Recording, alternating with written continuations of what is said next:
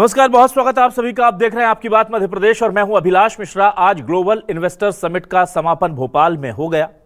Global investor summit में 30,77,000 करोड़ के निवेश के प्रस्ताव मिले हैं। आसान भाषा में आपको समझाते हैं। मध्य प्रदेश में उद्योगों को लगाने के लिए सरकार पिछले कई दिनों से सीएम डॉक्टर मोहन यादव के नेतृत्व में काम कर रही थी। मोहन यादव जी ने पहले जाकर के एक एक रीजन यानी कि क्षेत्रीय आंचलिक स्तर पर नर्मदापुरम, रीवा, सतना, ग्वालियर, उज्जैन, छोटे छोटे शहरों में जाकर के वहां पर कैंप किया और वहां पर कौन सी चीजों को लेकर के उद्योग लग सकता है इस पर काम किया। और वहां छोटे छोटे जो उद्योगपति हैं जो मध्य प्रदेश के अंदर ही उस क्षेत्र में निवेश करना चाहते हैं या देश के अंदर, उन्हें आमंत्रित कर उन्हें कहा कि आपको जो जमीन चाहिए, जो सुविधाएं चाहिए हमें बताइए, हम देंगे, यहां पर उद्योग लगाइए। इसके बाद वो निकल जाते हैं 5 देशों की यात्रा पर और 5 देशों से बहुत सारे लोगों से मिलते हैं, जिसमें जापान है, यूके है, बहुत सारे देशों में जाकर के वहां के निवेशकों से कहते हैं कि आप आकर के मध्य प्रदेश में उद्योग लगाइए, जो सुविधाएं आपको चाहिए हम देंगे। मुंबई, बेंगलुरु, तमाम जगह वो जाते हैं, बड़े व्यापारियों से मिलते हैं और उनसे कहते हैं कि आप मध्य प्रदेश में आकर निवेश कीजिए। 24 और 25 यानी कि इन 2 दिनों में 2 दिनों तक लगभग 2600 से ज्यादा उद्योगपति जो थे वो भोपाल में मौजूद थे। 30,77,000 करोड़ के एमओयू पर साइन हुए हैं, निवेश के प्रस्ताव मिले हैं, एमओआई भी है, मेमोरेंडम ऑफ अंडरस्टैंडिंग भी है, बहुत सारी चीजें हैं। तो ये इंटरेस्ट बता दिया है कि हम मध्य प्रदेश में निवेश करना चाहते हैं। कोई ईवी के क्षेत्र में करना चाहता है, कोई पावर सेक्टर में करना चाहता है, कोई टेक्सटाइल में करना चाहता है, तो कोई मेडिकल के क्षेत्र में करना चाहता है। अब सवाल यह है कि अगर 30 लाख करोड़ में से हम आधा भी मान लें कि कुछ कारण से आधे नहीं आ पाते हैं, किसी तकनीकी दिक्कत की वजह से या किसी दिक्कत से, 15 लाख करोड़ का निवेश भी अगर आ जाता है तो यह बहुत बड़ा मामला है, क्योंकि इससे लाखों रोजगारों का सृजन होगा और अर्थव्यवस्था को जबरदस्त मजबूती मिलेगी। पर कांग्रेस कह रही है कि इससे पहले भी ऐसी बहुत सारी इन्वेस्टर समिट हुई हैं, 10-20% भी उनमें से जमीन पर चीजें नहीं उतरती। मोहन यादव जी का कहना था कि हमें पता है कि पहले की इन्वेस्टर समिट से उतना नहीं आ पाया, लेकिन हमने पूरा होमवर्क कर लिया है कि किन वजह से वो जो उद्योग थे वो जमीन पर नहीं उतरे, सिर्फ कागजों पर रह गए। तो इस बार बहुत ज्यादा उत्साहित हैं, सरकार बहुत ज्यादा उत्साहित है, मध्य प्रदेश के पूरे अफसर जो हैं और खुद डॉक्टर मोहन यादव जी। अब देखते हैं कि क्या उनके सपने होंगे साकार या एक बार फिर कागजों पर दम तोड़ देगा ये पूरा का पूरा इन्वेस्टर समिट। इसी मुद्दे पर शुरू करते हैं आपकी बात।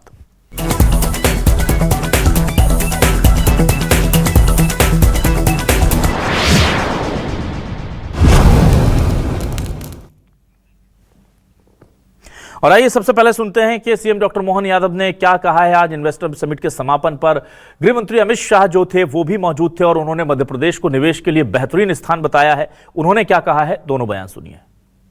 मुझे इस बात की प्रसन्नता है यशस्वी गृह मंत्री जी की मौजूदगी में, जब हम कल यशस्वी प्रधानमंत्री के माध्यम से पहले दिन का समापन कर रहे थे तो लगभग हमारे पास 22,50,000 करोड़ के निवेश के कल आंकड़े की यहां घोषणा की गई थी। हमारे 7 रीजनल इंडस्ट्री कॉन्क्लेव को मिलाकर के और अभी तक का जो आंकड़ा आया है, हमारे पास कुल 30,77,000 करोड़ के निवेशकों के यहां एमओयू हुए हैं। मैं उम्मीद कर रहा हूं कि अभी तक के हमारी जितनी ग्लोबल इन्वेस्टर समिट हुई है उसमें सर्वाधिक आप सबके आशीर्वाद से ये एक अलग प्रकार से मुकाम पे मध्य प्रदेश सरकार के माध्यम से हम यहां तक पहुंचे हैं। मैं डॉक्टर मोहन यादव और उनकी पूरी टीम, उनका मंत्रिमंडल और मुख्य सचिव से लेकर पूरी प्रशासनिक टीम को मैं अभिनंदन देना चाहता हूं कि ये 2 दिन के अंदर 30,77,000 रुपये के एमओयू को जमीन पर उतारा है। एक बड़ी इंडस्ट्री के साथ एंसिलरी इंडस्ट्री जो कई सारी आती हैं जो इस एमओयू में समाहित नहीं है, उसको भी अच्छे तरीके से मध्य प्रदेश में स्थापित करने का काम मध्य प्रदेश प्रशासन करेगा। उधर कांग्रेस इसे लेकर के साफ तौर पर बहुत उत्साहित नहीं है। वो कह रही है कि इस तरह की बातें केवल कागजों में होती है, सरकारी मंचों पर होती है, लेकिन जमीन पर आप जाकर के देखिए ऐसा कुछ नहीं होता। दिग्विजय सिंह ने तो एक कदम आगे बढ़कर कहा कि आप जांच करा लीजिए, जो पूर्ववर्ती सरकारों ने एमओयू वगैरह साइन किए थे उनमें से कितने जमीन पर आए और कितने नहीं आए। दोनों के बयान सुनिए कि कांग्रेस से जेपी धनोपिया और दिग्विजय सिंह क्या कह रहे हैं। सन 2004 से लेकर और आज तक केवल कमलनाथ जी का समय 1.25 साल छोड़ दो, इसके बीच में कितने इन्वेस्टर मीट हुए, कितने इन्वेस्टर मीट में एमओयू साइन हुए, उनमें से जितने एमओयू साइन हुए उनमें से कितने लगे, कितना इन्वेस्टमेंट हुआ और कितने लोगों को रोजगार मिला। 22-22.5 लाख करोड़ रुपए के इन्वेस्टमेंट की बता रहे हैं कि संभावना बनी है, लाखों लोगों को रोजगार की संभावना बनी है। लेकिन संभावना ही संभावना है, कब इनका क्या होगा। अच्छा होता तो पुरानी जितनी भी समिट हुई हैं उन सब के बारे में इंडस्ट्रीज का दिखाते, इस समिट में ये इंडस्ट्री आई इतने लोगों को रोजगार मिला, इस समिट में ये इंडस्ट्री आई इतने लोगों को रोजगार मिला, तो लोगों को उत्साह होता। लेकिन निश्चित से अभी तो ऐसा लग रहा है कि एक कार्यक्रम हो रहा है, आयोजन अच्छा है, आदरणीय मुख्यमंत्री जी व्यवस्था कराने के लिए और तामझाम दिखाने के लिए बधाई के पात्र हैं। प्रधानमंत्री जी को उन्होंने बुला लिया, बड़ी उपलब्धि है। निश्चित रूप से इसमें कहीं कुछ वो नहीं है, लेकिन इसके परिणाम मुझे संदेह इसलिए लगते हैं कि ये घोषणाएं पहली बार नहीं हो रही है, इससे पहले भी इस तरह की घोषणाएं होती रही हैं, एक क्रियान्वयन जमीन पर दिखानी है। आज के सवाल क्या है, सवाल लेकर आ रहे हैं आपके सामने। हमारे आज के सवाल ये रहे आपके सामने। मध्य प्रदेश ने रचा इतिहास, इन्वेस्टर समिट में आए 30,77,000 करोड़ के प्रस्ताव। सीएम बोले सारे उद्योग जमीन पर उतरेंगे, प्रदेश में रोजगार के लाखों अवसर खुलेंगे। कांग्रेस बोली पिछली समिट की जांच हो जाए, कितने किए दावे और कितने उद्योग लग पाए। मध्य प्रदेश में 30 लाख करोड़ के उद्योग लगेंगे, कितने जमीन पर उतरेंगे, कितने रोजगार मिलेंगे, सबसे बड़े सवाल यही है। हमारे साथ कुछ खास मेहमान जुड़ रहे हैं, एक एक कर आपसे तारुफ करा रहा हूं और सीधे आपको लेकर चल रहा हूं मैं उनके पास। मेरे साथ आज जुड़ गए हैं डॉक्टर विक्रम चौधरी जी, कांग्रेस से वरिष्ठ नेता प्रवक्ता, बहुत स्वागत करूंगा उनका। मेरे साथ आज अर्थशास्त्री के तौर पर आदित्य मनिया जैन जी जुड़ गए हैं। आदित्य जी बहुत स्वागत है आपका भी। वरिष्ठ पत्रकार के तौर पर दिनेश गुप्ता जी हमारे साथ जुड़ गए, उनका भी बहुत स्वागत करूंगा। आज सबसे पहले मैं आदित्य जी के पास आना चाहूंगा। आदित्य जी, आपसे मैं ये जानना चाहूंगा कि क्या आपको लग रहा है, क्या वाकई में 30,77,000 करोड़ के जो एमओयू साइन हुए हैं ये जमीन पर उतर पाएंगे या इससे आधे उतर पाएंगे, या जैसा कांग्रेस को लग रहा है कि कुछ भी नहीं हो पाएगा? देखिए, सबसे पहली बात तो मैं ये आपको बता दूं कि इसके पहले जो इन्वेस्टर मीट हुई हैं, मैं उनके पिछले रिकॉर्ड नहीं देखना चाहता। इस बार की जो इन्वेस्टर मीट हुई है वे पूरा होमवर्क करके हुई है। और सबसे बड़ी बात तो ये है कि पिछले दिनों में सरकार की, ब्यूरोक्रेसी की, डिपार्टमेंट की और जनता की प्रतिबद्धता दिखी है। इस वाली इन्वेस्टर मीट में ऐसा लगा है कि सचमुच कुछ होने वाला है। दरअसल इसकी शुरुआत जब हुई, जब रोजगार की कमी के आंकड़े सबके कानों में घुलने लगे और परेशानी पैदा होने लगी, तब लगा कि मध्य प्रदेश में कुछ होना चाहिए। हमारे मध्य प्रदेश के यशस्वी मुख्यमंत्री माननीय डॉक्टर मोहन यादव जी ने माननीय केंद्रीय मंत्री श्रीमती निर्मला सीतारमण, माननीय प्रधानमंत्री जी श्री मोदी जी, होम मिनिस्टर साहब श्रीमान अमित शाह के साथ जाके गुजरात मॉडल पर पूरी चर्चा करी, वो मॉडल बनाया। इतना बड़ा होमवर्क करने के बाद उन्होंने मध्य प्रदेश ही नहीं पूरे देश में और दुनिया के बड़े बड़े जहां इंडस्ट्रीज हैं, जहां उद्योगपति हैं, जहां निवेश के लिए पैसा है, उनसे संपर्क किया। मेरा ऐसा मानना है कि इस बार जो होमवर्क करके काम हुआ है, आपको एक बात बता दूं कि माननीय गृह मंत्री जी ने एक शब्द अभी आपने जो सुना है, उन्होंने कहा था, मैं देख रहा था मंच पर, कि उन्होंने ब्यूरोक्रेसी और चीफ सेक्रेटरी को भी धन्यवाद दिया है, उनको बधाइयां दी है। आप समझिएगा, जब ब्यूरोक्रेसी चाहती है कि प्रदेश में इन्वेस्टमेंट हो, प्रदेश में उद्योग लगे, तो उसमें सफलता की गारंटी होती है। मैं विपक्ष की तरफ से नहीं जाना चाहता, मैं तो ये जानना चाहता हूँ कि मध्य प्रदेश में स्किल्ड लेबर है, अनस्किल्ड लेबर है, हमारे पास लॉजिस्टिक सुविधाएं हैं, हमारे पास बिजली है, हमारे पास खाद्यान्न है, हमारे पास कपास है, हमारे पास बिजली उत्पादन के लिए जगह है, हमारे पास रेलवे ट्रैक है। ये सब चीजें प्रदेश में नए उद्योग लगाने के लिए सफल होती। लेकिन जो क्वेश्चन उठता है वो पिछली बार, अगली बार, उस बार का सबसे बड़ा ये उठता है कि सरकार के निचले स्तर पर डिपार्टमेंट क्या चाहते हैं। माननीय मुख्यमंत्री जी ने सिंगल विंडो कर दिया, मैं मानता हूं, लेकिन सिंगल विंडो में उस पर गिद्ध जैसी नजर होनी चाहिए। माननीय मुख्यमंत्री जी को एक एक इंडस्ट्री पर 2-2 आदमी लगाकर, जब तक उनके प्रोडक्शन का माल बाहर नहीं निकल जाए, उनको कहाँ टीथिंग प्रॉब्लम आ गई, जैसी टीथिंग प्रॉब्लम किसी भी उद्योगपति को होती है, वो अपना हाथ रोक देता है, वो वहीं से निगेटिविटी चालू हो जाती है। तो जो डिपार्टमेंट है, डिपार्टमेंट का जो निचला स्तर है, वहां से प्रॉब्लम चालू होती है। तो अगरचे हर डिपार्टमेंट, चाहे मैं बता दूं कि ऊर्जा का डिपार्टमेंट हो, चाहे टेक्सटाइल का डिपार्टमेंट हो, चाहे रिन्यूएबल एनर्जी का डिपार्टमेंट हो, शहरी विकास का डिपार्टमेंट हो, खनिज हो, टेक्सटाइल हो, टूरिज्म हो, सोलर पावर हो, ईवी हो, इन डिपार्टमेंट के लोगों की ड्यूटी होना चाहिए और वीकली इनको रिपोर्ट करना चाहिए। मैं समझता हूं आने वाले 2 सालों में, आने वाले 2 सालों में लगभग 10 लाख से ऊपर तो रोजगार मिलेगा। स्वर्णिम भारत के साथ साथ स्वर्णिम मध्य प्रदेश का नाम आएगा, जीडीपी में हमारा हिस्सा भी बढ़ेगा और मुझे ऐसा लगता है कि जो हमारी भौगोलिक स्थिति है आने वाले समय में इसका लाभ भी उद्योगपतियों को मिलेगा, हम लोगों को मिलेगा। ठीक है आदित्य जी, मैं जल्दी से आ जाता हूं दिनेश गुप्ता जी के पास आता हूं। सियासी बातें भी हम आगे करेंगे, मैं डॉक्टर विक्रम जी के पास भी आऊंगा। दिनेश जी देखिए, हर बार की तरह इस बार भी वही बातें हैं कि सिंगल विंडो हमने कर दिया है, इस बार कहीं कोई लाल फीताशाही नहीं होगी, ब्यूरोक्रेसी टाइट रहेगी, सारी सुविधाएं देंगे, सारी सब्सिडीज देंगे, ये सारी बातें हम सुन चुके हैं। लेकिन ये एक बात जो आदित्य जी ने कही कि जिस तरह का कमिटमेंट और जिस तरह से मेहनत की है डॉक्टर मोहन यादव जी ने, उसको देख करके क्या हम आशान्वित हो सकते हैं कि शायद इस बार बहुत अच्छे रिजल्ट आएंगे? अभिलाष जी, हमेशा सकारात्मक और आशान्वित होना ही चाहिए, कोई इसमें बुराई नहीं है। लेकिन जो हमारे पूर्व अनुभव होते हैं वो कहीं ना कहीं थोड़ा सा मन में शंकाएं पैदा करते हैं। और ये शंकाएं क्यों पैदा करते हैं? जिस ब्यूरोक्रेसी का जिक्र हो रहा था, अमित शाह जी जिसका जिक्र कर रहे थे, उसी के कारण होते हैं। वो लाल फीताशाही कहां से आती है? राजनीतिक स्तर पर तो नहीं आती है लाल फीताशाही।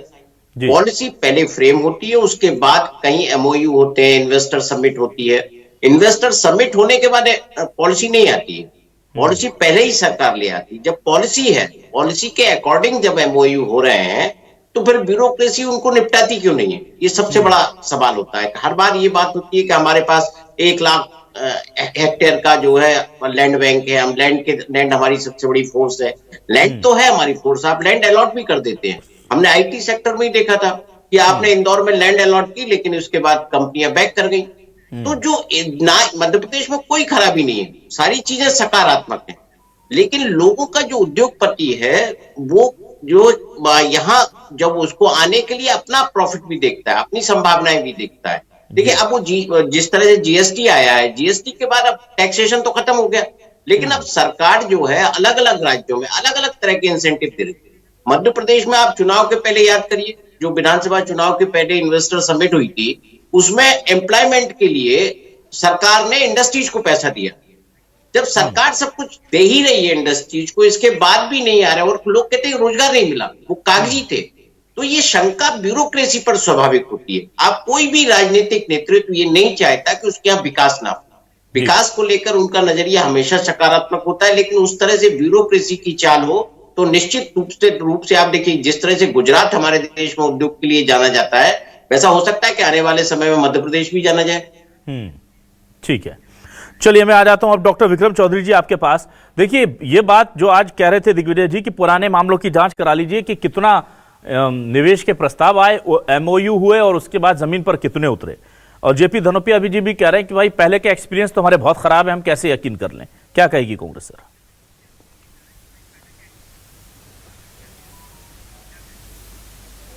ये हमारी बात दिनेश गुप्ता जी ने पुष्टि कर दी है कि देखिए, जो शब्द हैं आशा, संभावना, उम्मीद, किसको बुरे लगते हैं? दुनिया इन्हीं पे चलती है। लेकिन आदमी का अनुभव और उसकी जो पुरानी जो रिकॉर्ड होते हैं उसके आधार पर हम लगभग 90% अनुमान और भविष्यवाणी कर देते हैं कि ये चीज़ें किस तरीके से भविष्य में ज़मीन पर उतरेंगी। तो यदि पुरानी 8 इन्वेस्टमेंट समिट्स की हम बात करें तो उसके मात्र जो किए गए दावे थे उसके महज 3% जो है उसका निवेश या उसका जो परिणाम हमको ज़मीन पर मिलता है। हमारे बुंदेलखंड में एक कहावत है कि आओ लच्छू बैठो लच्छू, न इतक अच्छू न उतक अच्छू। तो ये इस तरीके 600 करोड़ रुपये आपने लोन लिया और आपने एक इन्वेस्टमेंट समिट करवा दी। तो हो क्या रहा है ये? आप आखिर इन्वेस्टमेंट समिट इसलिए कराते हैं कि आप अपनी आर्थिक स्थिति बेहतर करें। आपने पहले ही से 600 करोड़ का गड्ढा कर दिया, हर महीने आपको 500-600 करोड़ रुपए लेना पड़ता है। एक बात। दूसरी बात यह है कि कहीं भी उद्योग जो लगते हैं वो स्थानीय प्रभाव भी उसमें काम करते हैं और जो ग्लोबल इफेक्ट है वो भी काम करते हैं। अब आप देखिए भारत में जो शेयर बाजार है वो ज़बरदस्त तरीके से नीचे जा रहा है। 62 लाख सिस्टमेटिक इन्वेस्टमेंट प्लान बंद कर दिए गए हैं। अब हम बात करें प्रधानमंत्री महोदय की, तो उनके नेतृत्व में जो हमारा रुपया है वो आज सबसे निचली दरों पे है। तो ऐसे में आप क्या उम्मीद करेंगे? ये जो आंकड़े हैं और जो माहौल है किस उद्योगपति को प्रोत्साहित करेगा कि वो पैसे डालकर वो पैसे निकाल सकता हो? एक बात। दूसरी बात यह है कि प्रधानमंत्री जी आए। प्रधानमंत्री का आना एक महत्वपूर्ण घटना होती है। आप याद करिए जब मनमोहन सिंह आते थे तब एक आशा और उम्मीद बनती थी। वो सागर में बुंदेलखंड आए तो बीना रिफाइनरी दे के गए, नर्मदापुरम आए एनटीपीसी का प्लांट दे के गए, बुंदेलखंड के लिए उन्होंने 7200 करोड़ 700 200 हजार करोड़ का उन्होंने विशेष पैकेज दिया। अब मोदी जी आए तो मोदी जी ने क्या दिया? सिर्फ थेथरे आई। ये कि 20 साल पहले सरकार ऐसी थी, कांग्रेस की आलोचना करके चले गए।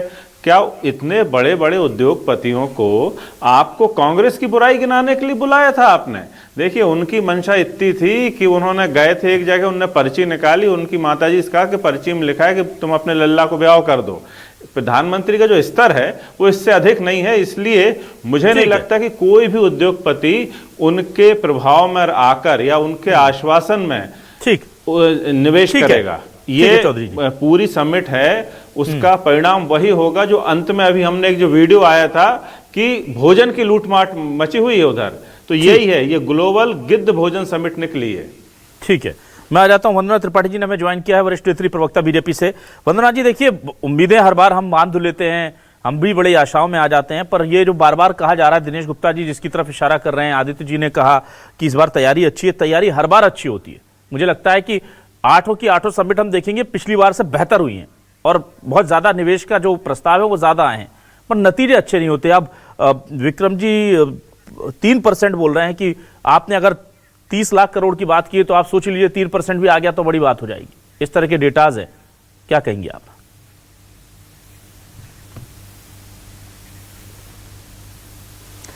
नमस्कार अभिलाष जी, नमस्कार माननीय दिनेश गुप्ता जी, माननीय आदित्य जी, विक्रम जी। देखिए अभिलाष जी, सबसे पहले तो ग्लोबल इन्वेस्टर समिट की चर्चा कर लें। ग्लोबल इन्वेस्टर समिट जिस प्रकार से भोपाल में आयोजित हुआ है, ये मध्य प्रदेश के इतिहास का सबसे बड़ा एक ग्लोबल इवेंट है। और इसमें आप देखिए कि कितने बड़े बड़े उद्योगपति, फॉरेन कंट्री के लोग पार्टनर्स बनकर, 9 कंट्रीज के लोग कंट्री पार्टनर बनकर आए हैं। जिस प्रकार से आपने देखा पोलैंड, इटली, यूनाइटेड किंगडम जैसे बड़े बड़ी कंट्रीज के लोग कंट्री पार्टनर्स बनकर हमारे देश में आए हैं। साथ ही साथ 25,000 से ज़्यादा लोगों ने इसमें रजिस्ट्रेशन कराया है। 100 से अधिक देशों के लोग इसमें आए हैं। जिस प्रकार से विभिन्न केंद्र के मंत्रालय के अधिकारी, केंद्र के मंत्री इसमें आए हैं, ये अपने आप में दर्शाता है कि मध्य प्रदेश में जो संभावनाओं को लेकर मुख्यमंत्री जी कार्य कर रहे हैं उस पर सबने विश्वास जताया है और यही कारण है कि मध्य प्रदेश में सब आए हैं। रही बात माननीय प्रधानमंत्री मोदी जी की, जो ये बात कर रहे थे, तो देखिए माननीय प्रधानमंत्री मोदी जी हों या माननीय मुख्यमंत्री श्री डॉक्टर मोहन यादव जी हो, जो विकसित भारत का संकल्प लेकर भारतीय जनता पार्टी की सरकार चल रही है, उसी पर ये कार्य कर रहे हैं। माननीय प्रधानमंत्री मोदी जी का 2 दिन मध्य प्रदेश में रहना, 2 दिन मध्य प्रदेश को देना अपने आप में एक बहुत बड़ी बात है। और देखिए जिस प्रकार से 30,44,000 करोड़ के जो निवेश आए हैं और उससे जिस प्रकार से 20,40,000 जॉब्स जनरेट होने की बात हो रही है, तो ये जो आंकड़े पेश किए गए हैं, ये कोई हवाई आंकड़े नहीं हैं। जो निवेश आए हैं उसको हमने पेश किया। आपने देखा माननीय मुख्यमंत्री जी ने प्रेस ब्रीफिंग में ये बताया। आपने देखा कितने बड़ी बड़ी कंपनीज के लोग, जैसे Adani group, Godrej group, Patanjali, Dornier, ऐसे आज अगर हमारे मध्य प्रदेश में आए हैं और उनसे मुख्यमंत्री जी 1-to-1 मीटिंग कर रहे हैं, अगर B2B मीटिंग्स हो रही हैं, अलग अलग जो समिट्स हैं, चाहे वो रिन्यूएबल एनर्जी को लेकर हो, चाहे टूरिज्म को लेकर हो, जिस प्रकार से बातें हुई हैं कि मध्य प्रदेश को रिन्यूएबल एनर्जी का हब बनाया जाएगा, ट्रांसपोर्ट का हब बनाया जाएगा, टूरिज्म का हब बनाया जाएगा और ग्रीनफील्ड हाईवे बनाने की बात की जा रही है कि 8 लेन हाईवे, तो कहीं ना कहीं हम मध्य प्रदेश को जो स्वर्णिम बनाने की बात करते हैं उस पर कार्य कर रहे हैं और वो धरातल पर दिख रहा है। अब कांग्रेस पार्टी को इससे मिर्ची लगती है तो वो उनकी समस्या है। हमारा काम है हम निरंतर चरैवेती की चरैवेती पर चलकर मध्य प्रदेश को और देश को विकास की राह पर अग्रसर बनाए करें। ठीक है, आदित्य मनिया जी मैं आपके पास आता हूं। आदित्य जी देखिए, जो सबसे बड़ी दिक्कत जो बार बार कही जाती है कि हर गवर्नमेंट चाहती है, लेकिन जो ब्यूरोक्रेसी है, रेड टेपिज्म जो है, क्या आपको लगता है कि मोहन यादव जी उस पर कंट्रोल पा लेंगे? क्योंकि मध्य प्रदेश के पास सब कुछ है, मध्य प्रदेश की जो लोकेशन है वो जबरदस्त है, मध्य प्रदेश के पास लैंड रिसोर्सेज हैं सस्ता, उनके पास ह्यूमन रिसोर्स है, उनके पास, हमारे पास पानी है, हमारे पास बिजली है, हमारे पास आबो हवा वैसी है, हमारे पास एनवायरनमेंट है, हमारे पास क्राइम रेट कम है। सब कुछ होने के बाद भी अगर फेलियर है तो ये फिर हमारे सिस्टम का दोष है। क्या ये सिस्टम सुधर जाएगा? मोहन यादव जी वो चाबुक चला पाएंगे सर? देखिए, कार्य को करना है और ऐसा तय हो जाए तो हर काम में सफलता मिलती है, ये सभी जगह लिखा हुआ है जी। दरअसल मेरे से पहले जितने विद्वान आए उनमें से 2 विद्वानों को छोड़कर जो सबसे बड़ी परेशानी है कि ब्यूरोक्रेसी और बाबू लेवल यहाँ प्रॉब्लम्स होती हैं।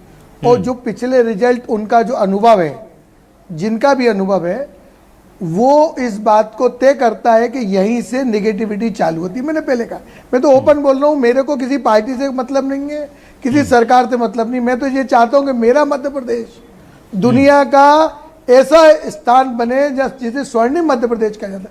मुझे रोजगार की जरूरत है, मेरे मध्य प्रदेश के लड़कों को रोजगार की जरूरत है।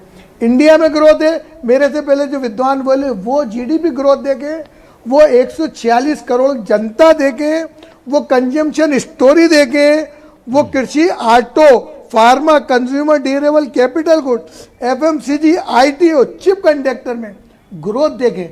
देखिए, आपका चश्मा हरा है या आपका चश्मा काला है या आप बिना चश्मे के देखते हैं, लेकिन मेरा ये मतलब है कि आप खुली आंखों से ग्रोथ देखिए। कौन ने का ग्रोथ नहीं है इंडिया में? जब इंडिया में ग्रोथ नहीं है तो हम कैसे कह रहे हैं? माननीय प्रधानमंत्री जी के बारे में आप ऐसे कह रहे हैं कि पर्ची निकली, ठीक है, अलग बात है, वो फंक्शन ही अलग था, ये फंक्शन ही अलग है।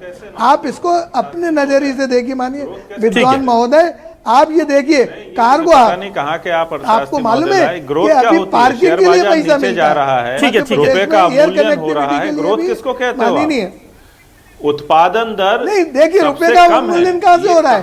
पूरी दुनिया में आप देखिए, यूरो जा रहा है, पिछले कई सालों से माननीय विद्वान महोदय 5 ट्रिलियन की बात कर रहे थे। ब्रिक्स देश जो है वो अपनी, ठीक है सर, समय खत्म हो रहा है। मैं आदित्य मनिया जी, ठीक है, डॉक्टर विक्रम चौधरी, बढ़ रहा है डॉलर के मुकाबले, रुपया नहीं, मेरे देश का नहीं, दुनिया के दूसरे देश की करेंसी का भी अवमूल्यन। कौन सी ग्रोथ की बात कर रहे हैं? ठीक है, आप है ना अरे अब हमें दुनिया की कहानी मत सुनाओ, आप ये बहानेबाजी होती है, इंटरनेशनल ये कहानी बहानेबाजी है। हमें ठीक है, मनमोहन सिंह के समय भी रिसेशन आया था, ग्लोबल रिसेशन। एक मिनट डॉक्टर विक्रम जी एक बात बताइए। माननीय मनमोहन सिंह ने देश को बहुत दिया है, लेकिन क्या मतलब है कि वो नहीं रहेंगे तो दूसरा कुछ कर नहीं सकता है? आदित्य जी ठीक है, आदित्य जी ठीक है, मैं बात कर रहा हूँ विक्रम जी से। विक्रम जी, आपको पता है कि 62 लाख एसआईपी खाते बंद हो गए हैं, शेयर बाजार का क्या हाल है? ठीक है, शेयर बाजार चढ़ेगा नहीं तो उद्योग आदित्य मनिया जी, बिजनेस के मामले में आप है ना जरा घर जाके आज एमपी का एक बात मुझको आपत्ति है, आप मुझे निराकरण करने का अवसर माननीय विद्वान महोदय, एक साथ मत बोलिए प्लीज। आदित्य जी प्लीज, ठीक है, विक्रम जी ठीक है, विक्रम जी आप बीच में बोलने लग जाते हैं। विक्रम जी आप जब बोल रहे थे तो कोई नहीं बोल रहा था। एफआईआई और डीआईआई का आंकड़ा देखिए। ठीक है आदित्य जी, ठीक है, आपकी बात आ गई। अब मैं विक्रम जी के पास आ रहा हूँ। बिजनेस में आप ये किसने किया? ठीक है आदित्य जी प्लीज और भी दूसरे जी। विक्रम जी मैं आपके पास आ रहा हूँ। आप लोगों का देखिए जो भी, मुझे एक बात की आपत्ति है, बार बार नहीं सर, ये बार बार मध्य प्रदेश की ब्यूरोक्रेसी को बलि का बकरा बना रहे हैं। यही मोहन यादव सबसे ज्यादा असफल गृह मंत्री हैं, तब यही मोहन यादव सबसे ज्यादा सफल मुख्यमंत्री कैसे हो जाएंगे? ब्यूरोक्रेसी का नेतृत्व करती है क्या? ब्यूरोक्रेसी तो वही काम करती है जो राजनीतिक नेतृत्व उसको देता है। हमारे समय में हमने 5 से 6 इंडस्ट्रियल एरियाज डेवलप किए, जिसमें मंडीदीप है, गोविंदपुरा है, पीथमपुरा है, मालनपुर है। सर ठीक है, अगर ब्यूरोक्रेसी दूसरी थी क्या? ब्यूरोक्रेसी का कोई लेना देना नहीं तो मान लिया, हमने मान लिया भाजपा का नेतृत्व असफल है, उसका परिणाम प्रदेश भोग रहा है, ब्यूरोक्रेसी क्या कर लेगी? ठीक है, ये जो सोना सड़कों पर मिलता है कि वो ब्यूरोक्रेसी का सोना है कि नेताओं का सोना है? बताइए आप। ठीक है चलिए मैं जल्दी से आ जाता हूं वंदना जी के पास। वंदना जी, सवाल यहां पर यह है कि कहते हैं ना कि इतने सारे बार यकीन कर लिया तो अब जाहिर सी बात है कि अब तो डिलीवर करना होगा, और ये एक दो बार होता तो समझ में आ जाता, लेकिन हाँ ये बात भी सही है कि हमने हर बार ये हमें कहा गया कि इतने लाख करोड़ आएंगे, आ नहीं पा रहे थे। पर चाहे बाजार की स्थिति जैसी भी हो, हम एक सकारात्मक संदेश के तौर पर अगर देखें इस आज की पूरी इन्वेस्टर समिट के जो समापन है उसको, तो क्या आपको लगता है कि इसमें से, क्योंकि इसमें से आधा भी आ गया ना, मैं तो खुल के कह रहा हूं, तो बहुत आ गया, बहुत नहीं बहुत से बहुत आ गया, क्योंकि ये MOU है और इससे जमीन पर उतरते उतरते 50-60 बल्कि 70% तक चीजें खत्म हो जाती हैं। उसको लेकर के हर बार कहते हैं कि हमने व्यवस्था की है, तैयारी की है, सब कुछ किया है, पर क्या रियली इस बार कुछ होगा?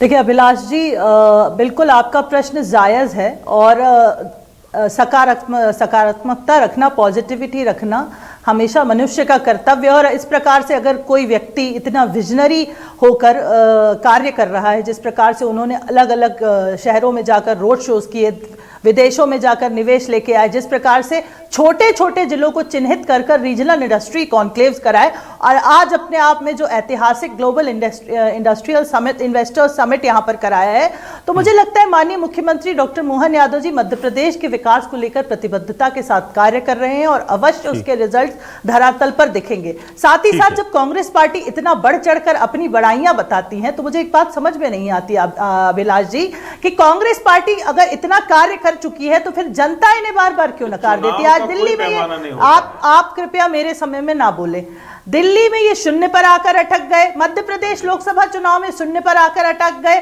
भ्रष्टाचार 2G 3G 4G जीजाजी कोलगेट सारे स्कैम्स इनके जमाने में हुए।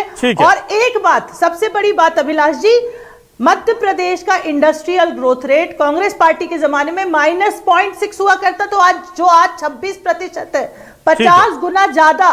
पर कैपिटा इनकम 11,000 हुआ करती थी, आज 1,41,000 है, 2,35,000 तक ले जाने का अगले 5 वर्षों में हमारा लक्ष्य है। आज आप देखिए हम कितने मेगावाट बिजली जनरेट करते हैं, हमारा GSDP क्या है हमारे यहाँ, तो ये सारी चीजें बहुत सारे आंकड़े दर्शाता है, बहुत सारे आंकड़े, किलोमीटर सड़कें हैं, बिल्कुल डेवलपमेंट के बहुत आंकड़े हैं, इसीलिए आप लोग रिपीट हो रहे हैं, इसीलिए आपको बार बार जनता मौका दे रही है। पर जाहिर सी बात है कि आज का जो मनमोहन सिंह तक क्यों सीमित रखते हैं, कमलनाथ की बात क्यों नहीं करते? ना एक मिनट वंदना जी, चलिए दिनेश गुप्ता जी के पास आता हूं मैं। दिनेश गुप्ता जी, आपसे मैं एक फाइनल कमेंट लूंगा, क्विक कमेंट।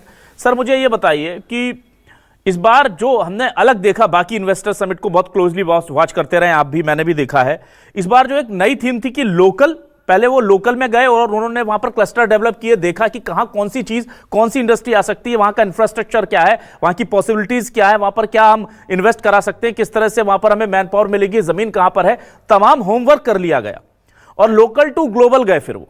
तो इस बार ऐसा लग रहा है कि तैयारी तो पूरी करके आए, होमवर्क करके आए, शायद पिछली दफे को स्टडी भी किया, जिस तरह से मेरे पास जानकारी है कि किन किन मुद्दों पर आकर के कंपनी जो है वापस लौट गई, कहां फंसी थी वो, कहां आकर के सरकार उन्हें एंटरटेन नहीं कर पाई। तो हम उम्मीद कर सकते हैं कि जिस तरह का होमवर्क है, और जाहिर सी बात है कि भाई अगर एक बार फेल हो गए, 2 बार फेल हो गए, तो इसका मतलब नहीं कि हर बार फेल होंगे। अच्छी बात यह कि सरकार कोशिश कर रही है कि जब तक कामयाब नहीं होंगे तब तक चलते रहेंगे आगे। देखिए, ये तो वैसे भी एक सतत चलने वाली प्रक्रिया है, ये तो उसी तरह होती है इन्वेस्टर समिट जो है अभिलाष जी, जैसे हमारे यहाँ सेल लगती है ना, सालाना सेल, ये उस तरह का इन्वेस्टर समिट होता है कि हम आपको क्या डिस्काउंट दे रहे हैं, क्या क्या आपको है, आप आ जाइए ले लीजिए। आप ये किसी को इंडस्ट्रीज लगाना है, उसको ज्योग्राफिकल यदि मध्य प्रदेश आइडियल लगता है उसके बिजनेस के लिए, तो उसको कोई किसी चीज की जरूरत ही नहीं है कि आप इन्विटेशन दीजिए। आप अभी भी देखिए जो MOU की सूची सरकार ने दी है, उसमें आप कुछ जिले जो राज्य के कुछ महत्वपूर्ण जो शहर है, इंदौर, भोपाल, जबलपुर, और कुछ इनके अलावा आप देखिए कहीं भी इन्वेस्टमेंट की बात नहीं है। जो मध्य प्रदेश में जिस तरह की असमानता है वो अभी भी इसके बाद बनी हुई है। आप जो शेडोल का एक आध कोई प्रोजेक्ट है, आप छतरपुर में आपको दिखाई नहीं देगा, भिंड में एक आध, रीवा में एक आध जो प्रोजेक्ट है जो हम देखते हैं ना रिन्यूएबल एनर्जी वगैरह में, जो इंफ्रास्ट्रक्चर में है वो जो ऑलरेडी मध्य प्रदेश में काम कर रहे हैं उन्हीं के MOU फिर से हैं। तो बहुत सारी चीजें हैं जिसमें ये है कि हम इसे कह सकते हैं एक अच्छी शुरुआत है। मोहन यादव का ये पहला इन्वेस्टर समिट है, तो हम उसके रिजल्ट पर थोड़ा सा वेट करेंगे कि वो किस तरह का रिस्पॉन्स करते हैं। और मैं बहुत एक तकनीकी सवाल पूछूंगा, बहुत छोटा सा सर। कल NHAI का मध्य प्रदेश पीडब्ल्यू डिपार्टमेंट के साथ एक कॉन्ट्रैक्ट होता है, एमओयू होता है, जिसमें वो कहते हैं कि हम इसमें 1 लाख करोड़ का निवेश करेंगे, सड़कों का जाल बिछाएंगे। तो क्या इसे हम इन्वेस्टर समिट के तौर पर देखें कि एक उद्योग ने आकर के हमारे यहां हो रहा है, या केंद्र सरकार जो पैसा इन्वेस्ट कर रही है उसे भी इसमें काउंट कर लेना, क्या ये ठीक है? क्योंकि इससे पहले मैंने कभी ये देखा नहीं कि केंद्र सरकार जो पैसा देती है उसे इन्वेस्टमेंट के तौर पर दिखा दिया जाए और उसको काउंट कर लिया जाए। ये मैंने कहा ना कि ये आईवॉश है। आपको ये बताना है, आंकड़े कुछ ज्यादा से ज्यादा बचाना। आप यदि रोड पर एनएचएआई रोड पर ही इन्वेस्ट करेगा, और ये अल्टीमेटली आप किससे वसूल करेंगे? आप इससे लोगों को फायदा नहीं होगा। आप टोल के रूप में जनता से ही वसूल करने वाले हैं ना। ये तो अल्टीमेटली आपने एक विंडो और खोल दिया है कि हम ये वसूली करेंगे। तो ये एक तरह से ये पॉजिटिव मैसेज देने की कोशिश कर रहे हैं। एक इन्वेस्ट जो समिट है उसको सफल बनाने की कोशिश कर रहे हैं कि इतने लाख करोड़ के हो गए हैं। और ये कई बार फिर ये जो कहते हैं ना कि गले की घंटी भी बन जाता है, क्योंकि हमने यहाँ पर जो डेटा है उसको तो हमने बड़ा चढ़ा करके दिखा दिया, फिर जब वो कॉन्क्रीट लेवल पर कम आता है तो फिर विक्रम जी और कांग्रेस को मौका मिलता है। तो ज्यादा रियलिस्टिक होता डेटा तो अच्छा है, लेकिन हाँ ये बात सही है कि जो हमें कहा गया है उसका 20-30% भी होता है तो मैं कह रहा हूं मध्य प्रदेश के लिए बहुत अच्छा है। जिस कमिटमेंट के साथ सरकार आगे बढ़ रही है, शुभकामनाएं हम दे रहे हैं उनको कि आप आगे बढ़िए, अच्छे से इसमें इन्वेस्टमेंट लेकर के आइए, और देश की आर्थिक स्थिति या दुनिया की आर्थिक परिस्थिति कैसी है उससे तरह मध्य प्रदेश के सुनहरे भविष्य के ख्वाब बुन रहे हैं। सरकार ने हमें कहा है, उस वादा किया है कि ये ख्वाब साकार होंगे। देखते हैं। बहुत शुक्रिया करेंगे वंदना जी आपका, डॉक्टर विक्रम चौधरी जी, आदित्य मनिया जी, दिनेश गुप्ता जी हमारे साथ जुड़ने के लिए, इस डिबेट का हिस्सा बनने के लिए तमाम दर्शकों का शुक्रिया। नमस्कार।